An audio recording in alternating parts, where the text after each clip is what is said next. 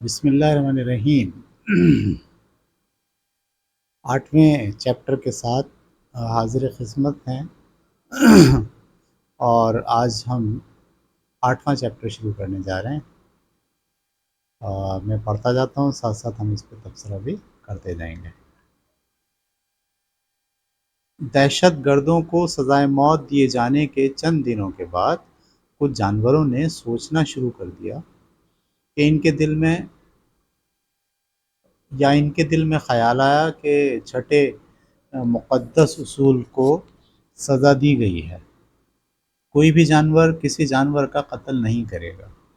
یعنی آپ کو یاد ہے نا، انہوں نے اپنی ایک دیوار کے اوپر ایک آئین لکھا تھا 7 جملوں پر مشتمل۔ اس میں سے چھٹا جو جملہ تھا وہ یہ تھا کہ کوئی بھی جانور کسی دوسرے جانور کو قتل نہیں کرے گا۔ جبکہ ابھی جو حادثہ ہوا اس میں انہوں نے کئی سوروں کو، بھیڑوں کو اور جو ہے وہ اور مرغیوں کو قتل کیا ہے، یہ کہہ کر کہ وہ غدار ہیں اور وہ اسنو بال کے ساتھی ہیں۔ تو کوئی بھی جانور کسی دوسرے جانور کو قتل نہیں کرے گا۔ مقدمے کی سماعت کے وقت جو سوروں اور کتوں کے سامنے ہوئی تھی، کسی نے بھی یہ نہیں کہا کہ یہ بات ان اصولوں کے خلاف ہے، بلکہ یہ سوچا گیا کہ جیسے یہ قتل اس زمرے میں نہیں آتا۔ کلوور نے بینجمن سے درخواست کی کہ وہ ان اصولوں کو پڑھ کر سنائے، اور جب اس نے یہ کہتے ہوئے انکار کر دیا کہ وہ اس معاملے میں دخل نہیں دے گا، تو یہی درخواست اس نے موریل سے کی۔ موریل نے اصولوں کو پڑھ کر سنا دیا، جس میں لکھا تھا کوئی بھی جانور کسی دوسرے جانور کو بغیر کسی وجہ کے قتل نہیں کرے گا۔ ٹھیک ہے، یہ دیکھیں لفظوں کا حیف ہے، اس میں بھی انہوں نے اس قانون میں تھوڑی سی تبدیلی کر دی کہ کوئی بھی جانور کسی دوسرے جانور کو بغیر کسی وجہ کے قتل نہیں کرے گا۔ اس اصول کا کچھ حصہ یا آخری الفاظ جانوروں کی یادداشت سے نکل چکے تھے۔ اب وہ دیکھ رہے تھے کہ اس اصول کی خلاف ورزی نہیں کی گئی تھی۔ ان دہشت گردوں کو قتل کرنے کی انتہائی مناسب وجہ یہ تھی کہ وہ اسنو بال کی جماعت سے تعلق رکھتے تھے۔ اس پورے سال جانوروں نے بے تکان کام کیا۔ اتنی محنت انہوں نے پچھلے برس نہیں کی تھی۔ ہوائی مل کی دیواروں کی تعمیر جو پہلے سے دگنی موٹی تھی وقت مقررہ پر کر دی گئیں۔ یہ کام روز کے معمولات کے علاوہ ہوا، جو یقیناً شدید ترین محنت سے ہی تکمیل پذیر ہو سکتا تھا۔ کبھی کبھی جانوروں کو محسوس ہوتا کہ وہ کافی اضافی گھنٹوں تک محنت کرتے ہیں، لیکن انہیں اتنی بھی خوراک نہیں ملتی جتنی جونز کے زمانے میں ملا کرتی تھی۔ فرق آنا شروع ہو گیا ہے، یعنی پرانا جو زمانہ تھا جونز کا، وہ اب جانوروں کو بہتر لگنے لگا ہے بنسبت اس کے جو اب آپ کے پاس آ گیا ہے اس کے مقابلے میں۔ ٹھیک ہے، اتوار کی صبح اسکوئرل کاغذ کی ایک لمبی پٹی لیے اعداد و شمار پڑھ کر سنانے لگا کہ ہر قسم کی خوراک میں بے مثال اضافہ ہوا ہے، کسی میں 200%، کسی میں 300% یا 500%۔ جانوروں کے پاس کوئی ایسی وجہ نہیں تھی کہ وہ اس بات پر یقین نہ کریں، خصوصی طور پر اس لیے کہ انقلاب سے پہلے کی پیداوار کے اعداد و شمار سے وہ ناواقف تھے۔ بہرحال وہ کبھی کبھی یہ ضرور سوچتے کہ جلد ہی وہ دن ضرور آئے گا جب اعداد و شمار کم اور خوراک زیادہ ملے گی۔ ٹھیک ہے جی، الفاظ کا گورکھ دھندا، اتنے % چینج آ گیا، بجٹ کے اندر اتنے % ترقی ہو گئی، پیداوار میں اتنے % اضافہ ہو گیا، روزگار کی شرح اتنے % بڑھ گئی۔ ہمارے ہاں بھی اسی طرح کے گورکھ دھندوں سے عوام کو بہلایا جاتا ہے بنسبت اس بات کے کہ ان کی زندگیوں میں انقلاب آئے۔ آپ نے دیکھا ہے کہ ہمارے بھی ملک کے اندر الفاظ کی جادوگری اور نمبرز کا گیم دکھا کر یہ بتانے کی کوشش کی جاتی ہے کہ ہم بہت زیادہ ترقی کر رہے ہیں، ہماری جو ہے وہ دریا بہہ رہے ہیں، ہمارے زبردست دودھ اور شہد کی نہریں بہہ رہی ہیں، لیکن گراؤنڈ کے اوپر جب ہم دیکھتے ہیں تو پتہ چلتا ہے کہ وہی بھوک ہے، وہی افلاس ہے، وہی بے روزگاری ہے، وہی جہالت ہے، تعلیم کی وہی کمی اسی طرح سے گھوم رہی ہے۔ نتیجہ جو ہے وہ ہمیشہ اعداد و شمار کے اگینسٹ ہی ہوتا ہے۔ تو یہ دیکھیں آپ، نیپولین نے بھی دراصل اپنی عوام کو خوش کرنے کے لیے بجائے اس کے کہ ان کی حالت کو وہ بدلے، وہ صرف اعداد و شمار کے گورکھ دھندے سے ان کے دل کو بہلانے کی کوشش کر رہا ہے۔ تو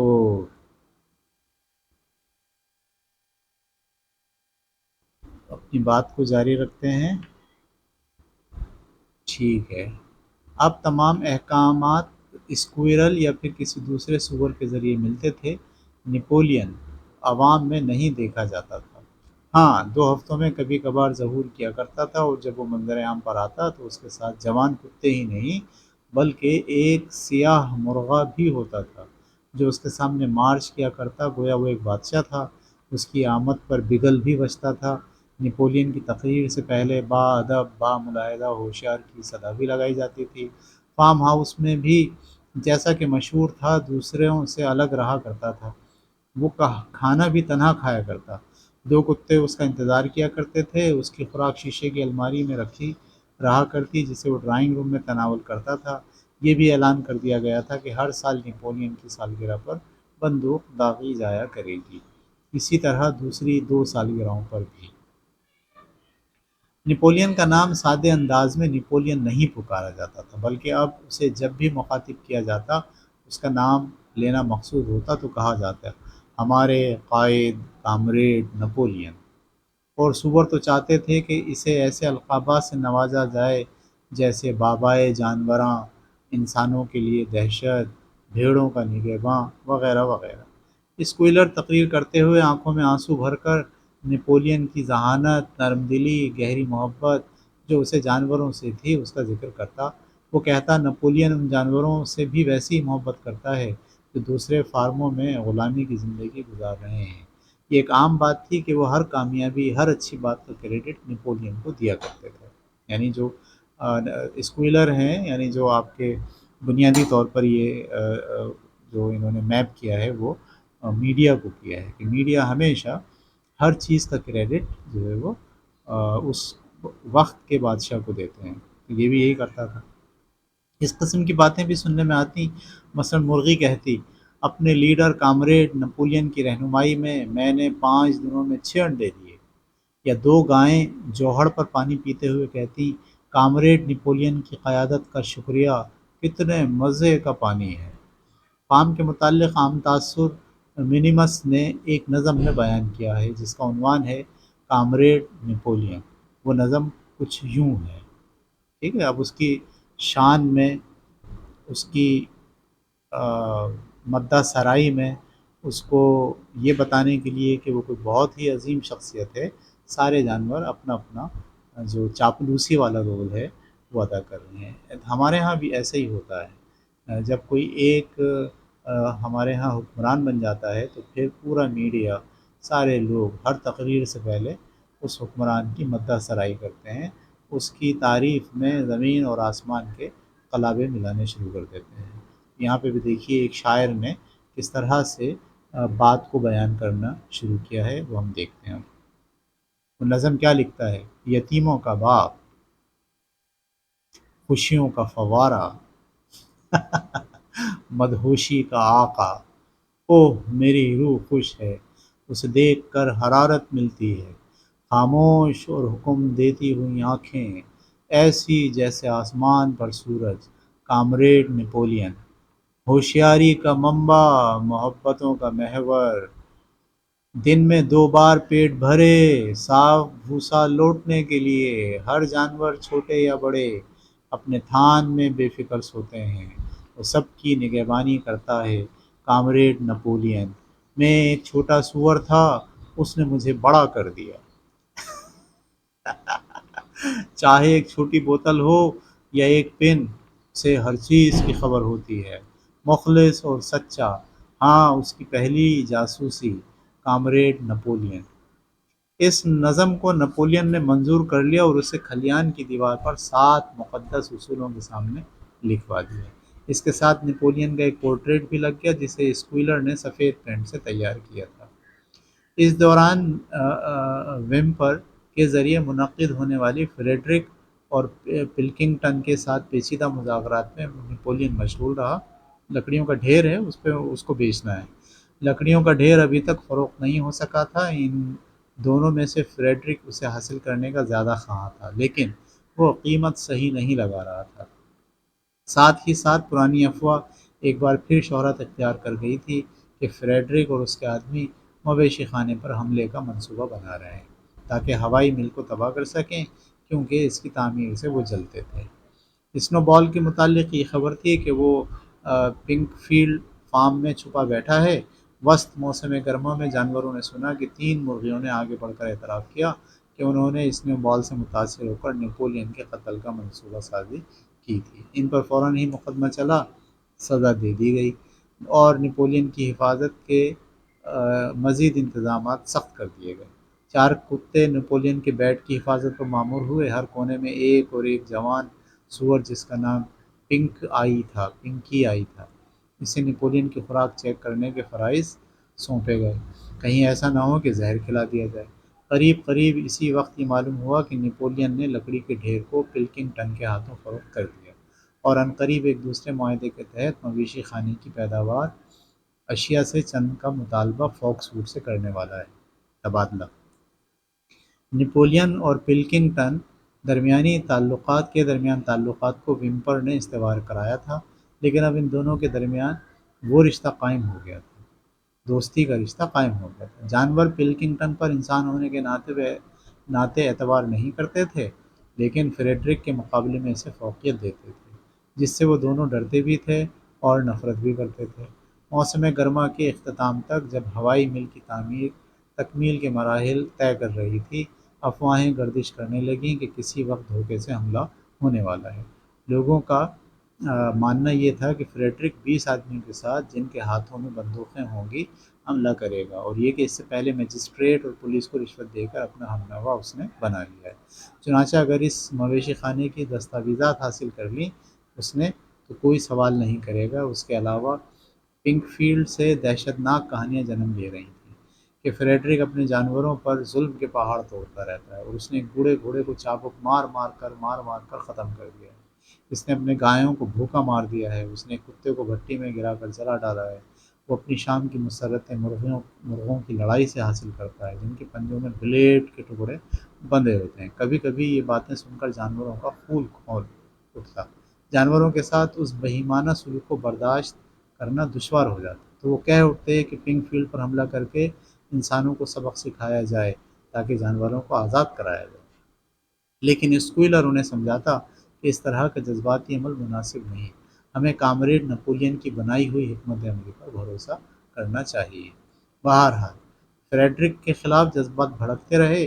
ایک اتوار کی صبح نپولین نے کھلیان میں آ کر وضاحت کی کہ اس نے کسی بھی وقت فریڈرک کی ہاتھوں لکڑیوں کی فروخت کا سوچا تک نہیں، اور یہ کہ وہ اسے اپنے وقار کے منافی سمجھتا ہے۔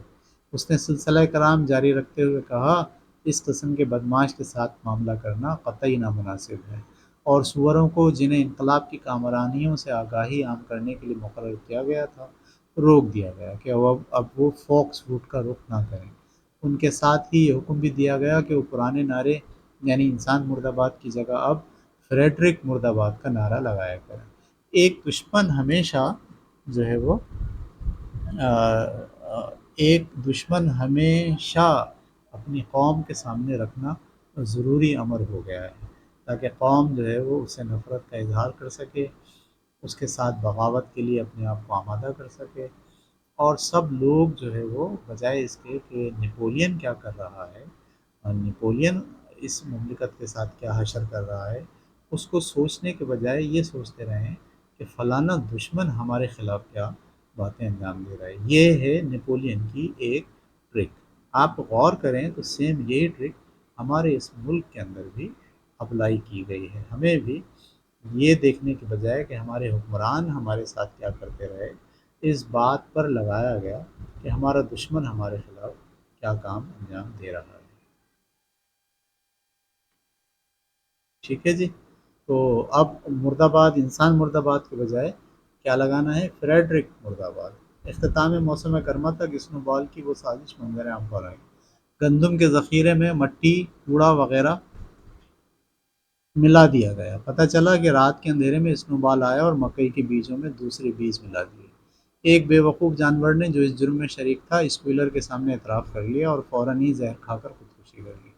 یہ بات بھی مشہور ہو گئی کہ اسنو بال کو بھی جانوروں کا ہیرو درجہ اول کا تمغہ ملا ہی نہیں تھا۔ یہ تو ایک کہانی کے طور پر اسنو بال نے خود ہی جنگ گائے باڑہ کے اختتام پر مشہور کیا تھا۔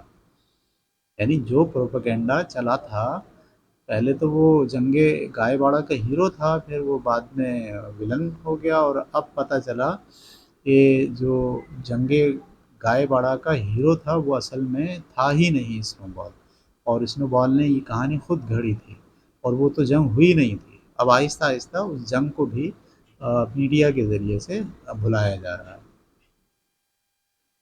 جنگ گائے باڑہ اختتام پر مشہور کیا تھا اس لیے کہ جنگ میں اس کی بزدلی پر پردہ پڑ جائے، اور اس خبر کو بھی چند جانوروں نے تعجب سے سنا، لیکن اسکورل نے فوراً ہی انہیں باور کرا دیا کہ ان کا حافظہ کمزور ہے۔ موسم خزاں میں سخت محنت اور جدوجہد سے فصل کی کٹائی کے ساتھ ساتھ ہوائی مل کی تعمیر بھی اپنی تکمیل کو پہنچ گئی۔ مشینوں کی استادگی کا کام ابھی باقی تھا، اور وینپار اس کی خریداری کی تک و دو میں لگا ہوا تھا۔ ہوائی مل کا ڈھانچہ کھڑا ہو چکا تھا، ہر قسم کی دشواریوں، ناتجربہ کاریوں، بنیادی معلومات کی کمی، بدقسمتیوں اور اسنو بال کی شرارتوں کے باوجود تعمیر کا کام اپنے وقت مقررہ پر تکمیل پذیر ہو گیا۔ بے انتہا تھکاوٹ کے باوجود تمام جانور فخر سے اپنے شاہکار کے گرد منڈلاتے رہتے، ان کی آنکھوں میں یہ شاہکار پہلی تعمیر سے بھی اچھا نظر آ رہا تھا، اس سے بڑھ کر کہ یہ دیوار پہلے سے دگنی موٹی تعمیر کی گئی تھی، اب اسے بارود کا دھماکہ بھی نہیں گرا سکتا تھا۔ اور جب یہ خیال ذہن میں آیا کہ انہوں نے اس سلسلے میں کتنی زیادہ مشقت کی ہے، کتنی ناامیدیوں کو جھیلا ہے، پھر یہ کہ ان کی زندگی کتنی پرآسائش ہو جائے گی جب اس کا پہیہ چلے گا اور ڈائنامو کام شروع کر دے گا، تو ان کی ساری تھکاوٹ اور کلفتیں کافور ہو جائیں گی، اور وہ اس کے گرد کامیابی و کامرانی کا نعرہ لگاتے فخر و انصبات سے چکر لگانے لگے۔ نپولین خود محافظ کتوں اور جوان مرغوں کے ساتھ مکمل ہونے والے کام کا جائزہ لینے کے لیے پہنچا، اور بزبان خود جانوروں کو ان کی کامیابی پر مبارکباد دی، اور اعلان کیا کہ اس ہوائی مل کا نام آج سے نپولین مل ہوگا۔ اوہ اوہ، 2 دنوں بعد جانوروں کو کھلیان میں طلب کیا گیا، جہاں ایک خصوصی اجلاس کا اہتمام کیا گیا تھا۔ وہ یہ خبر سن کر حیرت سے گونگے ہو گئے کہ نپولین نے لکڑیوں کا ڈھیر فریڈرک کے ہاتھوں فروخت کر دیا۔ فریڈرک جو کہ دشمن تھا، جس کے خلاف مہم چل رہی تھی، جو ظالم تھا جانوروں کے ساتھ، جو بہت ہی ظالمانہ رویہ رکھتا تھا، جس کے بارے میں خود نیپولین نے کہا تھا پالیسی کہ اب وہ فریڈرک مرد آباد کا نعرہ لگائیں گے، لیکن یہ کیا ہو گیا؟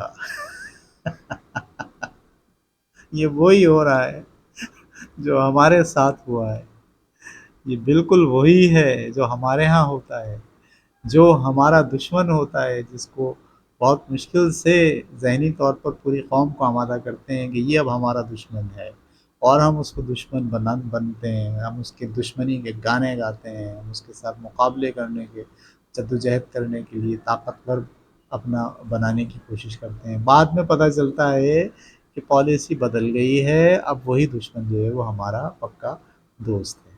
تو یہ کیا ہو رہا ہے دیکھ رہے ہیں آپ۔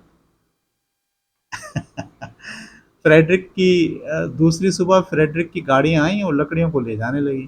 گزشتہ دنوں پلنگٹن سے دوستی کے پیچھے نپولین فریڈرک کے ساتھ خفیہ معاہدہ کرنے میں مشغول رہا تھا۔ فاکس فوڈ سے تمام تعلقات یکسر ختم ہو گئے اور پلنگٹن کو توہین آمیز پیغامات بھیجے گئے۔ کبوتروں کو حکم دیا گیا کہ وہ پنک فیلڈ فارم کو نظر انداز کر دیں، اور یہ کہ فریڈرک مرد آباد کے بجائے اب یہ نعرہ لگایا جائے کہ پلکنگٹن مرد آباد۔ امریکہ مرد آباد، اسرائیل مرد آباد، انڈیا مرد آباد، اب نعرے بدلنا شروع ہو گئے۔ جناب نیپولین نے یہ بھی اعلان کیا کہ مویشی خانے پر حملے کی افواہ مکمل طور پر غلط تھی، اور فریڈرک کے ظلم کی داستانیں بھی بہت بڑا چڑھا کر مشہور کی گئی ہیں۔ ٹھیک ہے، داستانیں بھی بہت بڑا چڑھا کر مشہور کی گئی تھیں۔ ممکن ہے ان افواہوں کو اڑانے میں اسنو بال اور اس کے ایجنٹ نے کردار ادا کیا، یہ بھی انہوں نے ٹوپی کرا دی اس کے اوپر اسنو بال. اب معلوم ہوا کہ اسنو بال پنک فیلڈ میں نہیں چھپا تھا، بلکہ وہ تو وہاں کبھی گیا ہی نہیں تھا. کہا جاتا ہے کہ فاکس فوڈ میں پرتعیش زندگی گزار رہا ہے، اور جو سچ پوچھیے تو وہ برسوں سے پلکنگٹن کے فارم کا ہی اسیر ہے. صحیح ہے جناب. آگے لکھتے ہیں: سوروں کو نپولین کی سیاسی مہارت پر بڑی خوشی تھی. اس نے پلنگٹن سے دوستی دکھا کر فریڈرک سے 12 پاؤنڈ زیادہ قیمت مقرر کروا لی تھی. یعنی وہ اس پورے معاملے کو بھی کہتے ہیں کہ دراصل یہ گیم تھا نپولین کا. اس نے پلنگٹن سے دوستی دکھا کر فریڈرک سے 12 پاؤنڈ کی قیمت زیادہ لے لی. اسکوئلر کے مطابق نپولین کی ذہانت اتنی بلند ہے کہ وہ کسی پر بھی اعتبار نہیں کرتا، یہاں تک کہ فریڈرک پر بھی. فریڈرک لکڑی کی قیمت ایک چیک کے ذریعے ادا کرنا چاہتا تھا، جو کہ محض ایک کاغذ کا ٹکڑا ہوتا جس پر لکھی ہوئی ادائیگی کا وعدہ کیا جاتا. لیکن نپولین اس سے زیادہ چالاک تھا، لہٰذا اس نے نقد رقم کا مطالبہ کر دیا، اور وہ بھی 5 پاؤنڈ کے نوٹوں کی شکل میں، جو لکڑی اٹھائی جانے سے پہلے ادا کرنا تھا. فریڈرک نے رقم ادا کر دی، جو ہوائی مل کی مشینری خریدنے کے لیے کافی تھی. اچھا جی. اس دوران لکڑی کو تیز رفتاری سے گاڑیوں میں بھرا گیا. جب ساری لکڑیاں جا چکیں تو ایک دوسری میٹنگ بلائی گئی تاکہ جانوروں کو فریڈرک کی دی ہوئی کرنسی نوٹوں کو دیکھ لیں. خوش دلی سے مسکراتا اور تمغوں سے سجا نپولین گھاس پھوس کے آرام دہ تخت پر جلوہ افروز ہوا. اس کے ایک طرف کرنسی نوٹوں کی چائنا پلیٹ میں سلیقے سے سجا کر رکھ دیا گیا. چائنا پلیٹ فارم ہاؤس کے کچن سے حاصل کی گئی تھی. جانور آہستہ آہستہ ان نوٹوں کے ڈھیر کو دیکھتے ہوئے آگے بڑھنے لگے. باکسر نوٹوں پر اپنی ناک رکھ کر سونگھنے لگا، جس کے باعث کوئی سفید پاؤڈر جیسی چیز ناک میں چلی گئی. تیسرے دن ایک دہشت ناک واقعہ رونما ہوا. ویمپر، جس کا چہرہ خوف سے سفید پڑا ہوا تھا، پیلا پڑا ہوا تھا، سائیکل پر تیز رفتاری سے آیا، سائیکل کو سین میں پھینکا اور سیدھا فارم ہاؤس میں چلا گیا. دوسرے ہی لمحے نپولین کے اپارٹمنٹ سے غضبناک آوازیں آنے لگیں. یہ خبر جنگل کے آگ کی طرح مویشی خانے میں پھیل گئی کہ کرنسی نوٹ جعلی تھے. فریڈرک نے دھوکہ دیا اور کرنسی نوٹ جعلی دے گئے. ساری لکڑی جو ہے وہ اٹھا لی. ساری عقل مندی اور ساری جو ہے وہ نیپولین کی ساری لیڈری سب کے سامنے کھل کے سامنے آ گئی. کرنسی نوٹ جعلی تھے، گویا فریڈرک نے ساری لکڑی مفت میں ہتھیا لی تھی. نیپولین نے فوری طور پر جانوروں کو طلب کیا اور مہیب آواز میں فریڈرک کے لیے سزائے موت کا اعلان کر دیا. وہ جب بھی ہاتھ لگے، اس نے کہا، تو اسے کھولتے پانی میں ڈال دیا جائے. نیپولین نے اسی وقت یہ بھی کہا کہ دھوکے بازی کے بعد ہمیں اس سے بھی زیادہ بھیانک واقعے کے لیے تیار رہنا چاہیے. فریڈرک اور اس کے ساتھی ممکن ہے کسی وقت پہلے سے متوقع حملہ کر دیں. تمام ایسی جگہوں پر پاسبان مقرر کر دیے گئے جہاں سے مویشی خانے میں داخل ہوا جا سکتا تھا. اس کے علاوہ 4 کبوتروں کو راضی نامے کا پیغام دے کر فاکس فوڈ بھیجا گیا اور امید کی گئی کہ ممکن ہے ان سے تعلقات بہتر ہو جائیں. پالیسی شفٹ ہو گئی. ٹھک ٹھک ٹھک. دوسری صبح کو حملہ ہو گیا. اس وقت جانور ناشتہ کرنے میں مشغول تھے. مخبروں نے دوڑتے ہوئے آ کر خبر دی کہ فریڈرک اور اس کے ساتھی گیٹ سے داخل ہو چکے ہیں. جانور بڑی جمع مردی سے مقابلے کے لیے اٹھ کھڑے ہوئے، لیکن اس بار جنگ گائے باڑہ کی طرح آسان لڑائی نہیں تھی. اس طرف 15 آدمی تھے، جبکہ آدھے درجن لوگوں کے ہاتھوں میں بندوق تھی. جانور جب ان سے 50 گز کے فاصلے پر پہنچے تو انہوں نے فائر کھول دیا. جانور خوفناک دھماکوں اور پھاڑتی ہوئی گولیوں کا مقابلہ نہیں کر سکے. نیپولین اور باکسر کی امداد کے باوجود وہ پسپا ہو گئے. ان میں سے کئی زخمی ہو چکے تھے. وہ بھاگتے ہوئے فارم کی عمارت میں آ کر چھپ گئے اور محتاط انداز میں سلاخوں اور جھریوں سے باہر دیکھنے لگے. پوری چراگاہ بشمول ہوائی مل دشمنوں کے دسترس میں آ چکی تھی. نیپولین اور دوسرے جانوروں کو اپنا نقصان نظر آ رہا تھا. وہ خاموشی سے ٹہلتے رہے. ان کی دمیں سخت اور جھکی ہوئی تھیں. انہوں نے فوکس فوڈ پر حسرت سے نگاہیں ڈالی. ان کے ذہن میں خیال آیا کہ اگر پلکنگٹن ان کی مدد کے لیے آ جائے تو ممکن ہے ہماری فتح ہو جائے. اسی لمحے وہ 4 کبوتر جو گزشتہ روز بھیجے گئے تھے واپس آ گئے. ان میں سے ایک کے پاس پلکنگٹن کا خط تھا، جس پر لکھا ہوا تھا: تمہارے ساتھ ٹھیک ہو رہا ہے. تمہارے ساتھ ٹھیک ہو رہا ہے۔ اب فریڈرک اور اس کے آدمی ہوائی مل کے قریب پہنچ کر رک گئے۔ جانور انہیں دیکھ رہے تھے، ان کے منہ سے خوف میں ڈوبی ہلکی ہلکی آوازیں نکل رہی تھی۔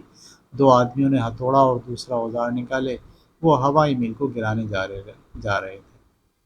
ایسا نہیں ہو سکتا، نیپولین چیخ پڑا، ہم نے اسی لیے بہت موٹی دیوار بنائی ہے، وہ اس دیوار کو ایک ہفتے میں بھی نہیں توڑ سکتے، ہمت رکھو ساتھیو۔ لیکن بینجامن ان کی حرکات و سکنات کو بغور دیکھ رہا تھا۔ وہ دونوں آدمی جن کے ہاتھوں میں ہتھوڑا اور دیگر اوزار تھے، ہوائی مل کی بنیاد میں سوراخ کر رہے تھے۔ آہستگی اور مسرت کے جذبے سے پر بینجامن نے اپنی لمبی دم ہلائی۔ میں سمجھتا ہوں کہ تم نہیں سمجھے، اس نے کہا، کیا تم دیکھ رہے ہو وہ کیا کر رہے ہیں؟ جلد ہی وہ سوراخ میں دھماکہ خیز بارود بھرنے والے ہیں، بارود چھوڑائیں گے۔ جانور دہشت میں مبتلا انتظار کرتے رہے، اس وقت بلڈنگ سے نکلنا ممکن نہیں تھا۔ چند منٹ بعد آدمی ادھر ادھر دوڑ کر بھاگنے لگے، پھر کان کے پردے پھاڑ دینے والا دھماکہ ہوا۔ کبوتر ہوا میں اڑ گئے، جبکہ سارے جانوروں نے بشمول نیپولین پیٹ کے بل لیٹ کر اپنے چہروں کو چھپا لیا۔ اس کے بعد جب وہ اٹھے تو دیکھا ہوائی مل کے اوپر کثیف دھواں چھایا ہوا ہے۔ ہوا نے آہستہ آہستہ دھوئیں کو اڑا دیا، اب وہاں سے ہوائی مل غائب تھی۔ انہوں نے ڈائنامائٹ لگایا اور ڈائنامائٹ لگا کے پوری ہوائی مل جو ہے وہ اڑا دی۔ یہ دوسری بار جو ہے وہ ونڈ مل جو ہے وہ اڑائی گئی ہے۔ اس وقت تک جانوروں کی ہمت بحال ہو چکی تھی۔ مایوسی اور خوف جس نے پہلے انہیں گھیرا ہوا تھا، اب غصے میں تبدیل ہو چکا تھا۔ یہ قابل سزا جرم تھا۔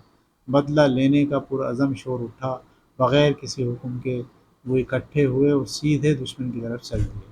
اس بار وہ ظالم گولیوں کی پرواہ نہیں کر رہے تھے جو ان پر جہنم کے آگ کی طرح برس رہی تھیں۔ یہ ایک غیر مہذب اور خطرناک جنگ تھی۔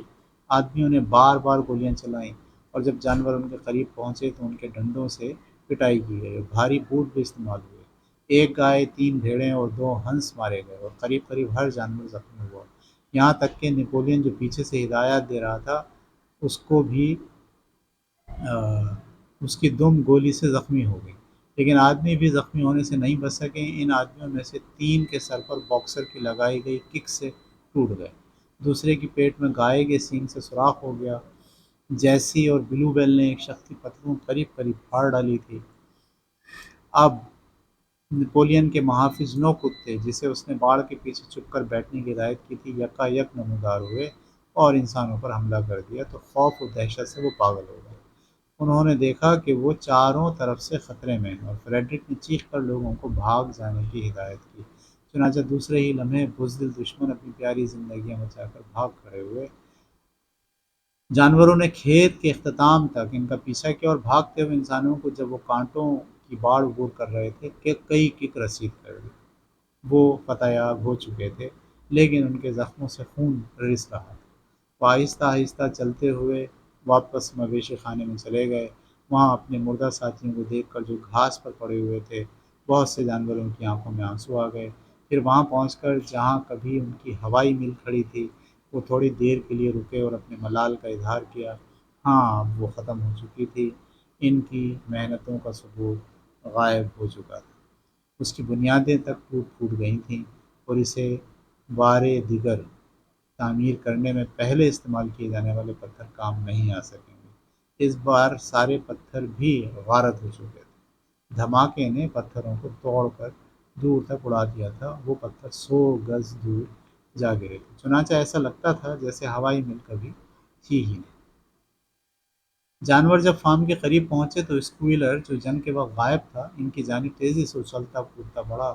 اس کی دم گھسٹ رہی تھی، اور مسکراہٹ اس بات کی غمازی تھی کہ وہ مطمئن ہے۔ اتنے میں فارم کی عمارت سے بندوق چلنے کی آواز آئی۔ بندوق کیوں چل رہی ہے؟ باکسر نے پوچھا۔ ہماری فتح کی خوشی میں، اسکویلر نے جواب دیا۔ کون سی فتح؟ باکسر نے سوال کیا۔ اس کے گھٹنے سے خون رس رہا تھا، اس کے پیر کی ایک نال نکل چکی تھی اور کھر پھٹ چکے تھے۔ اس کے پچھلے پیر میں کم از کم 1 درجن گولیاں لگی تھیں۔ کون سی فتح کامریڈ؟ کیا ہم نے اپنی سرزمین سے دشمن کو نہیں بھگایا؟ مویشی خانے کی مقدس سرزمین سے؟ لیکن انہوں نے ہوائی مل کو تباہ کر دیا، جس پر ہم نے 2 برس تک سخت محنت کی تھی۔ تو کیا ہوا؟ ہم دوسری ہوائی مل تعمیر کر لیں گے۔ اگر ہم نے ضرورت محسوس کی تو کیا ایک 6 ہوائی میلیں تعمیر کریں؟ کیا تمہاری نظر میں یہ تعریفی کام نہیں ہے کامریڈ؟ وہ عظیم کام جو ہم نے کیا ہے، دشمنوں نے اس سرزمین کو جس پر ہم کھڑے ہیں قبضہ کر لیا تھا۔ ہم کامریڈ نپولین کی قیادت کے شکر گزار ہیں کہ ہم نے اپنی ایک ایک انچ زمین دوبارہ حاصل کر لی۔ اس کا مطلب یہ ہوا کہ ہم نے وہ سب واپس لے لیا جو پہلے ہمارے پاس تھا، باکسر نے کہا۔ یعنی فتح کس چیز کی؟ فتح تو نہیں ہے، جو چیز ہمارے پاس پہلے تھی وہ ہم نے حاصل کر لی، اس میں فتح کیا ہے؟ تو وہ اسکولر کہہ رہا وہ ہماری فتح ہے، اسکولر نے کہا۔ وہ سین میں داخل ہوئے، باکسر کی پیر میں گولیاں تکلیف دے رہی تھیں، اس نے سامنے نگاہیں ڈالی اور تصور کی آنکھ سے خود کو ہوائی مل کی بنیادیں تعمیر کرتے ہوئے دیکھا۔ باکسر پھر سوچ رہا ہے کہ ٹھیک ہے، جو کچھ ہوا ہوا، اب مجھے نئے سرے سے دوبارہ سے تعمیر کرنا ہے۔ کتنے لوگ ہوتے ہیں نا جو اس ملک کو نئے سرے سے تعمیر کرنے کا ہمیشہ سے عزم لیے ہوتے ہیں، کیسے بھی حالات ہوں، کچھ بھی ہو جائے، کیسے بھی طوفان آ جائیں، کوئی سی بھی جنگ ہو جس میں ہم ہار چکے ہوں، ہم بالآخر دوبارہ سے تیار ہو جاتے ہیں کہ آئیے ہم دوبارہ سے محنت کرتے ہیں۔ سیم یہی تصور جو ہے وہ باکسر کے پاس بھی ہے۔ باکسر بھی محنت پہ یقین رکھتا ہے۔ اس نے تصور ہی میں خود اپنی تعریف کی، لیکن آج پہلی بار اس نے محسوس کیا کہ اس کی عمر 11 سال ہو چکی ہے اور شاید اب اس کے رگ و پٹھے پہلے جیسی محنت نہ کر سکے۔ لیکن جانوروں نے سبز پرچم لہراتے ہوئے دیکھا اور بندوق داغے جانے کی آواز سنی۔ بندوق کو 7 بار داغا گیا اور نیپولین کو تقریر کرتے سنا جس میں وہ جانوروں کو مبارکباد دے رہا تھا، تو اس نے محسوس کیا کہ واقعی اس نے عظیم فتح حاصل کی ہے۔ یعنی باکسر جو ہے، جب اس نے دیکھا کہ یہ جو ہو رہا ہے کچھ ادھر ادھر سب، اس سے یقین اس کو ہوا کہ ہاں شاید ہم نے واقعی کوئی فتح حاصل کی۔ جنگ میں ہلاک ہونے والے جانوروں کو احترام کے ساتھ دفن کر دیا گیا۔ باکسر اور کلاور نے وارث کی حیثیت سے میت گاڑی کو کھینچا اور نیپولین بنفس نفیس اس ماتمی جلوس کی قیادت کر رہا تھا۔ اس فتح کی تقریب کو 2 دنوں تک منایا گیا۔ اس تقریب میں گانے گائے گئے، تقریریں ہوئیں اور بندوق سے مزید فائرنگ کی گئی۔ ہر جانور کو سیب کا مخصوص تحفہ دیا گیا، ہر پرندے کو 2 اونس مکئی اور ہر کتے کو 3 بسکٹ دیے گئے۔ یہ بھی اعلان ہوا کہ اس جنگ کو جنگ ہوائی مل کا نام دیا جائے گا۔ اس کے علاوہ نپولین نے ایک اور تمغے کا اعلان کیا، order of the green banner, جسے اس نے اپنے اوپر سجا لیا۔ جو تمغہ دیا ہے وہ اپنے اوپر اپنے آپ کو دے دیا تمغہ۔ ان خوشیوں میں کرنسی نوٹوں کا افسوسناک واقعہ تحلیل ہو کر رہ گیا۔ اس واقعے کے چند دنوں بعد سوروں کو فارم ہاؤس کی ایک الماری سے وسکی کی بوتلیں ملی۔ پہلی بار جب یہ جگہ جانوروں کے قبضے میں آئی تھی، اس وقت اس پر نظر نہیں پڑی تھی۔ رات میں فارم ہاؤس گانے کی آواز سے گونج رہا تھا اور انتہائی حیرت انگیز بات یہ تھی کہ اس میں انگلستان کے ظالم درندوں والا گیت بھی شامل تھا۔ تقریباً 9:30 بجے نیپولین مسٹر جونز کا پرانا ہیٹ پہنے پچھلے دروازے سے نمودار ہوا، پھر گھوڑے کی ٹاپ سنائی دی اور اس کے بعد وہ غائب ہو گیا۔ صبح ہوئی تو مویشی خانے میں مہیب خاموشی چھائی ہوئی تھی، کوئی سور نمودار نہیں ہوا۔ تقریباً 9 بجے اسکوائلر آتا دکھائی دیا، آہستہ چلتا ہوا، شکستہ خاطر، آنکھیں بوجھل، دم بے جان پیچھے لٹکی ہوئی، گویا وہ سخت بیمار ہے۔ اس نے جانوروں کو بلایا اور کہا کہ اسے ایک افسوسناک خبر سنانی ہے۔ وہ خبر کیا ہے؟ کامریڈ نپولین مر رہے ہیں۔ سارے جانور آہوازاری کے ساتھ چیخ پڑے۔ فارم ہاؤس کے باہر دروازے پر گھاس پھوس پڑی ہوئی تھی اور جانور پنجوں کے بل آہستگی سے آگے بڑھے، آنکھوں میں آنسو بھرے۔ وہ ایک دوسرے سے پوچھتے رہے کہ اگر ان کا لیڈر ان سے دور کر دیا گیا تو وہ کیا کریں گے۔ یہ افواہ بھی سننے میں آئی تھی کہ اسنو بال بالآخر نیپولین کے کھانے کو زہر آلود کرنے میں کامیاب ہو گیا۔ 11 بجے کے قریب اسکوائلر دوبارہ نمودار ہوا تاکہ دوسری خبر سنا سکے۔ کامریڈ نپولین نے اپنی زندگی کا آخری فیصلہ کر دیا ہے، وہ یہ کہ شراب پینے کی سزا سزائے موت ہوگی۔ بہرحال شام ہوتے ہوتے نیپولین کی طبیعت کچھ بحال ہوئی۔ صبح اسکوائلر نے بتایا کہ وہ کافی بہتر ہو رہا ہے۔ دوسرے دن شام تک نیپولین واپس اپنے کام پر لگ گیا۔ اس کا مطلب ہے وہ مر نہیں رہا تھا، اس نے شراب پی لی تھی۔ شراب پینا تو ٹھیک نہیں تھی نا، اس نے شراب پی لی تھی۔ لوگوں نے یہ سمجھا کہ وہ مر رہا ہے، لیکن وہ اب سیٹ ہو گیا۔ اس کے دوسرے دن سنا گیا کہ اس نے ویمپر کو ہدایت کی ہے کہ ولنگٹن سے ایک ایسی کتاب لے آئے جس میں شراب کشید کرنے اور صاف کرنے کی ترکیب لکھی ہو۔ ایک ہفتے بعد نیپولین نے حکم دیا کہ باغ کے پیچھے واقع چھوٹی چراگاہ، جسے وہ پہلے جانوروں کو لیٹنے اور کھیلنے کودنے کے لیے وقف کرنا چاہتا تھا، اس میں ہل چلا دیا جائے۔ سمجھا یہ جا رہا تھا کہ چراگاہ سے گھاس ختم ہو چکی، اس لیے اس میں بیج ڈالا جائے گا، لیکن جلد ہی لوگوں کو معلوم ہو گیا کہ نیپولین اس میں جو کاشت کرنا چاہتا ہے، کیا کاشت کرنا چاہتا ہے، یعنی اب وہ انگور اور اس طرح کی چیزیں جس سے شراب بنتی ہے وہ بنانا چاہ رہا ہے۔ اس دوران ایک حیران کر دینے والا واقعہ ظہور پذیر ہوا جس کا مطلب کسی کی سمجھ میں نہیں آیا۔ ایک رات 12 بجے کے قریب صحن مویشی خانے میں ایک زوردار دھماکہ ہوا اور تمام جانور اپنے تھان سے نکل کر اس جانب دوڑ پڑے۔ یہ چاندنی رات تھی، کھلیان کی دیوار کے قریب جہاں 7 مقدس اصول لکھے ہوئے تھے۔ ایک سیڑھی جو ٹوٹ کر 2 حصوں میں ہو چکی تھی پڑی ہوئی تھی، اور اسکویلر جو وقتی طور پر الجھن کا شکار نظر آ رہا تھا اس کے قریب پہنچا۔ ٹوٹی ہوئی سیڑھی کے قریب ایک لالٹین بھی پڑی ہوئی تھی، اس کے علاوہ ایک برش اور سفید پین کا ڈبہ الٹا پڑا ہوا تھا۔